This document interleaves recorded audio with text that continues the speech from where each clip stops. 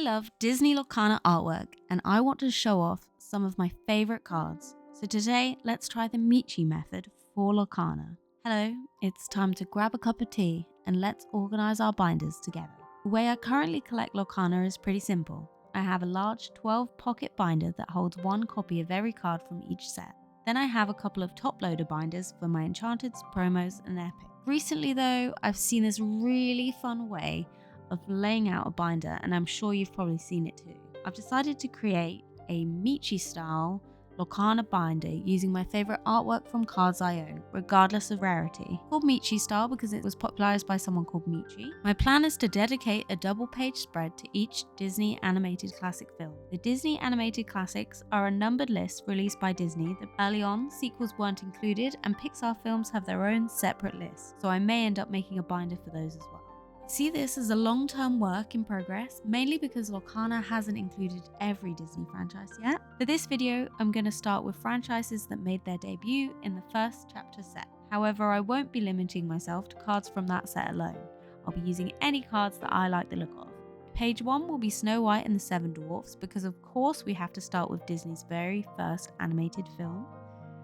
Page 12, we're going to do Cinderella, page 16, Sleeping Beauty, page 17, 101 Dalmatians, and page 18, The Sword and Stone.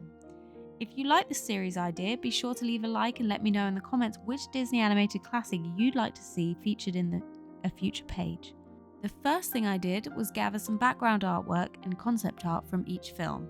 I wanted the original atmosphere and art style of each movie to shine through. One of the things I love most about the Michi style Pokemon binders was how they used habitats and environments as part of the layout, with the Pokemon naturally fitting into those scenes. Using background artwork also helped me establish a colour palette for each film. That way I could choose card ink colours that match the overall mood and aesthetic of the movie. Next I used Dreamborn, a deck building and collection tracking website for Lorcana. Link will be down below. It's not sponsored.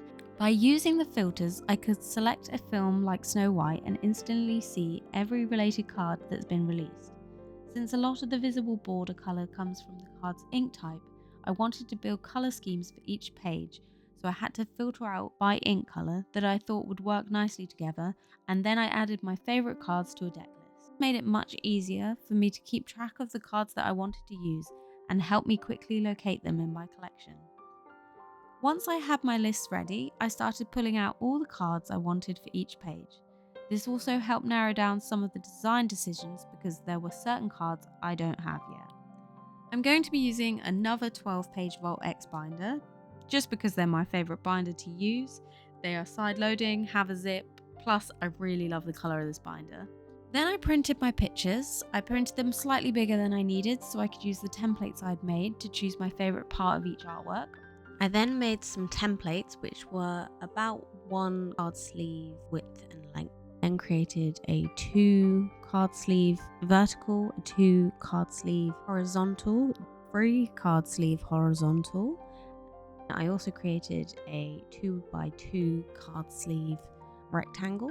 And then I could use these templates to help me, while I was playing around with the layout, help me decide what parts of the pictures I would like to use.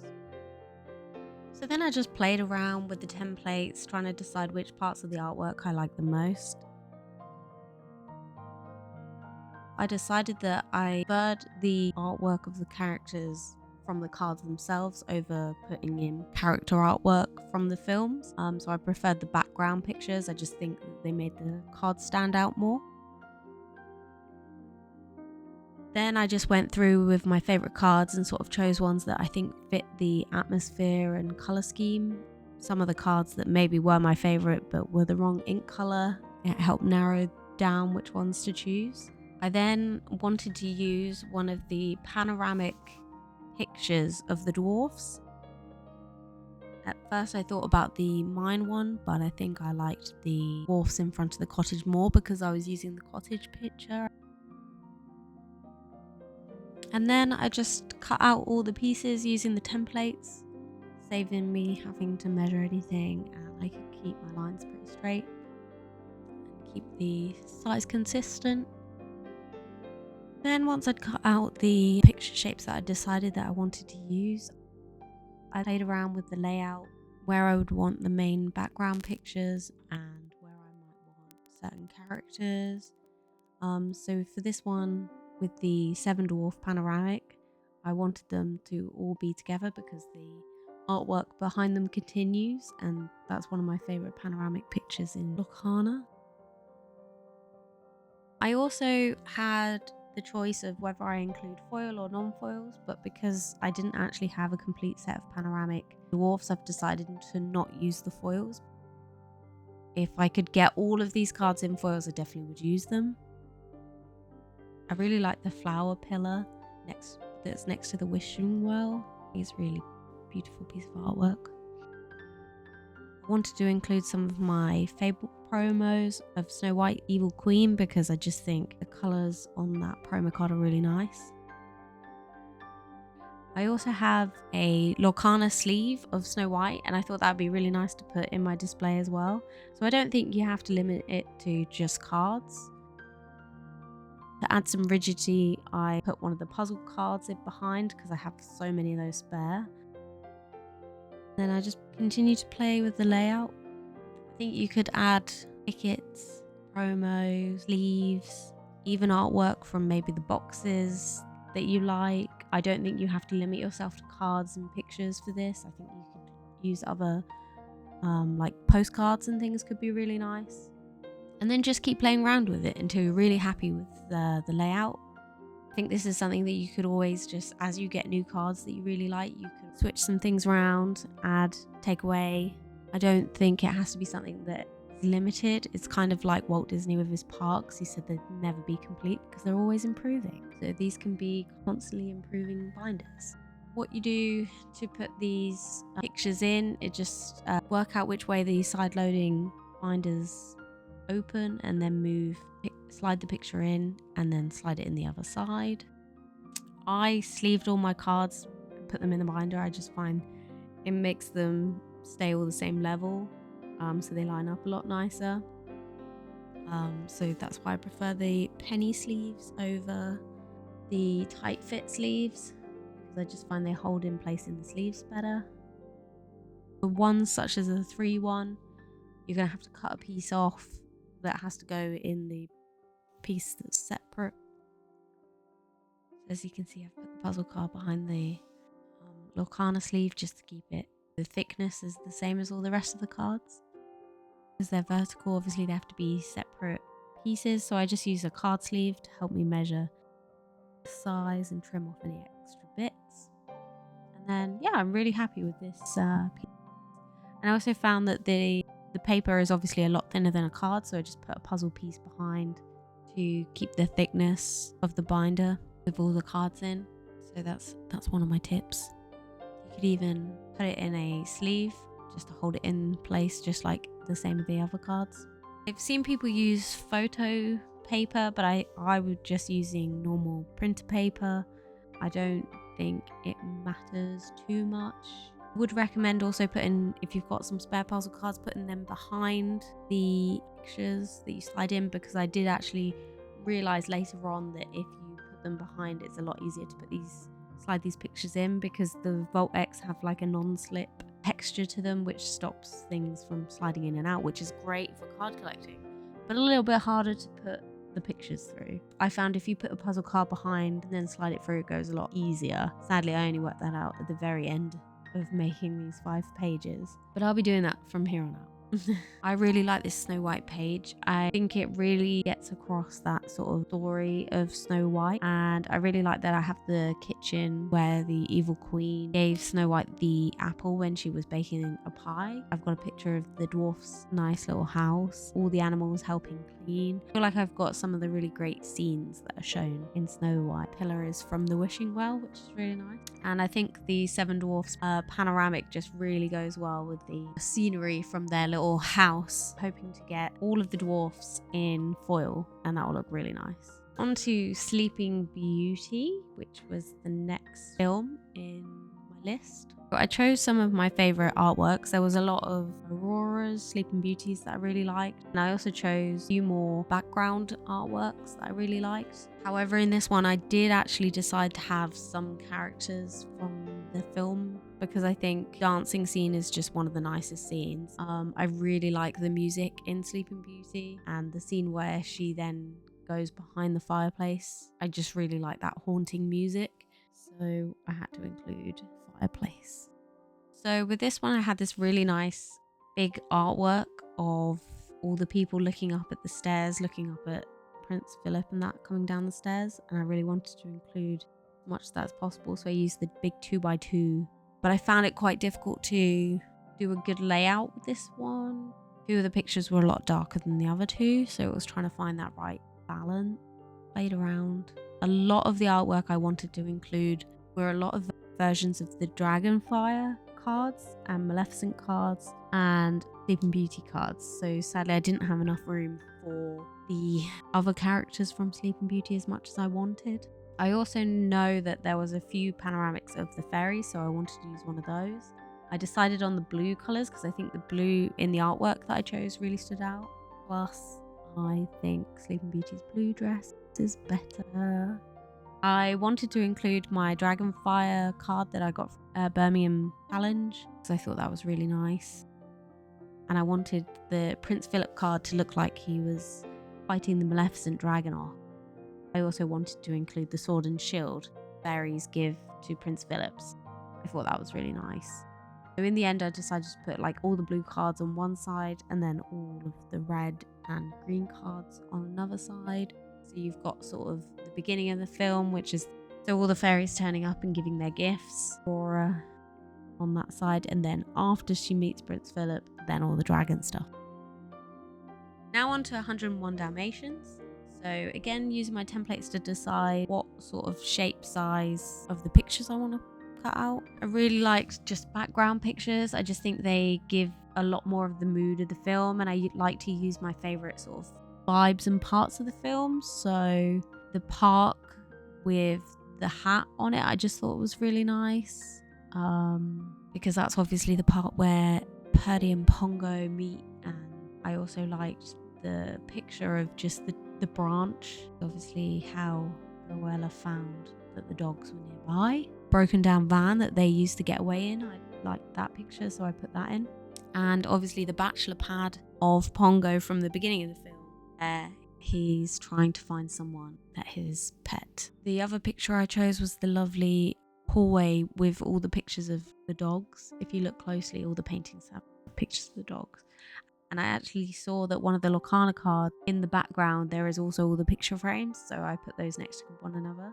I found the colour scheme on this one difficult because a lot of the dogs are in the yellow and blue, but a lot of the other characters are in green and red. But I did notice that there was quite a lot of green in some of the big pictures, and then there was a lot of blue in another of the pictures. So it was kind of like splitting them up again, and then using the yellow and blue combo ink cards to sort of blend it across, which I thought was quite nice. I then really wanted to include my Enchanted Pongo.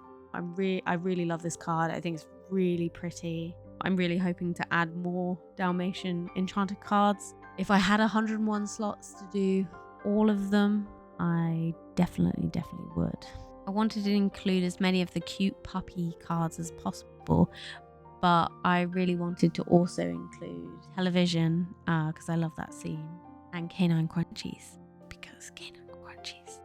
I did want to include the scene of the Twilight Bark, but I just found that the colour scheme was a lot different to some of the other pictures I chose. It was like a very dark colour, but the Twilight Bark favourite parts of the film was a shame I couldn't add that in. I really like these cards. I actually decided on a different Cruella after I filmed this. I went with the classic Cruella look from the Fable set rather than Floodborn, just because I felt like all the other characters in this looked a bit more like they're true to their characters. So on to Sword in the Stone. For this page, I really wanted to include the Archimedes that's found from the Illumineers Quest game. It's a really interesting promo card with a really nice hollow foil, and it's got a textured gold foiling as well. And I really liked the Madame Mim and Merlin characters, like all of their characters where they change into the different animals. I wanted to include as many of those as I could. I did find that I ran out of space actually because there's so many of those characters that you could use. So the pictures I chose, I really liked the end of the Sword in the Stone when he becomes king, all the banners and things. I really like that colourful artwork, and I found that I could use a lot of ink colours with that because it's got the greens, the blues, the reds, even the yellows and the purples in that. I really liked the Merlin's Tower.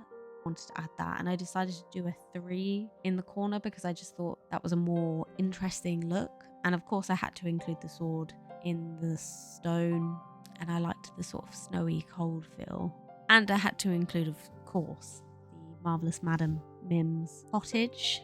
My favourite Arthur card is this legendary card.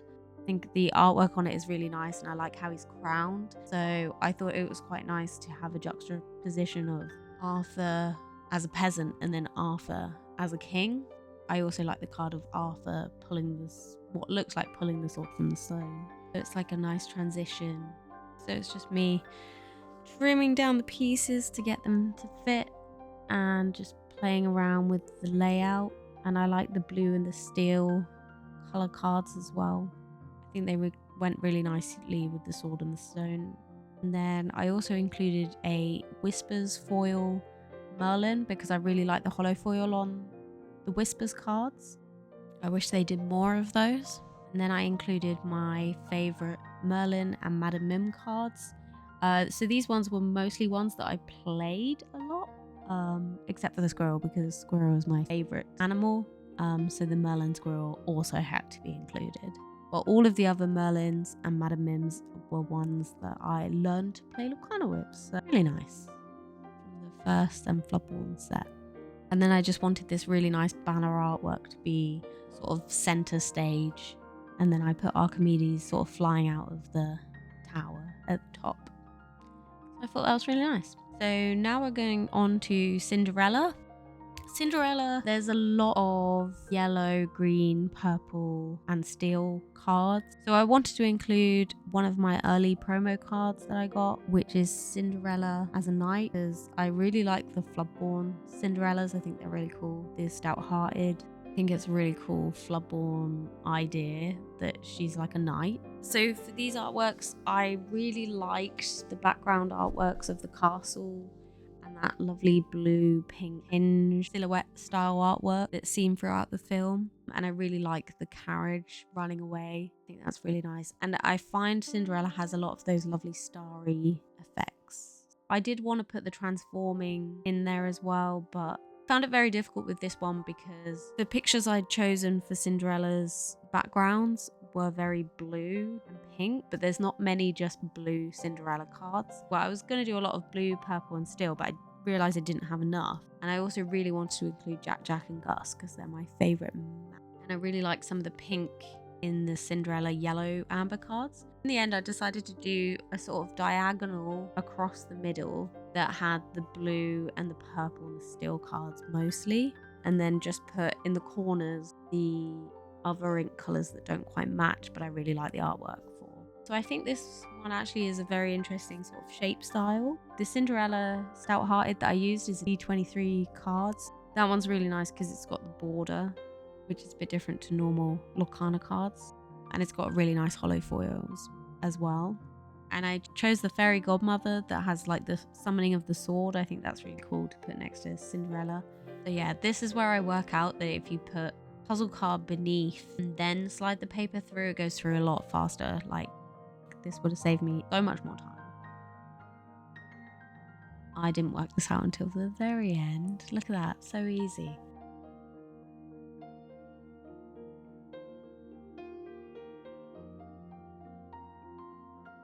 So definitely recommend doing that.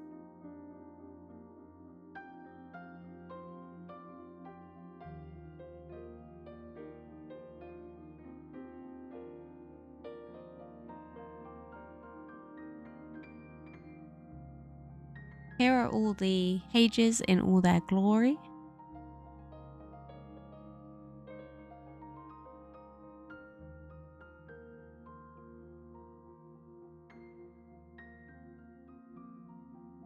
So I really enjoyed doing the Michi Method. I found it was a very creative way to display my cards, and I felt like I could tell more of a story with the cards than just placing them one after the other from set numbers 1 to however many. I just think it's a really nice way to display your favorite cards, and you don't have to feel like you need to fill your entire binder with cards for it to look good. You can have spaces and gaps in your binder and fill them with things like sleeves, posters, tickets, promo cards, stickers, anything, I think, that tell a story with, show how you want to display your cards.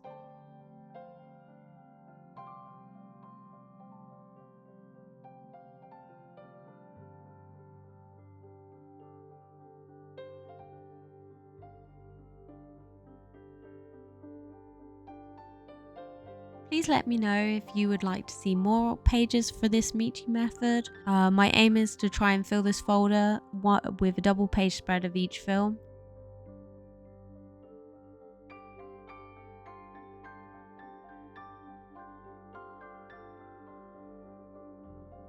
Goodbye.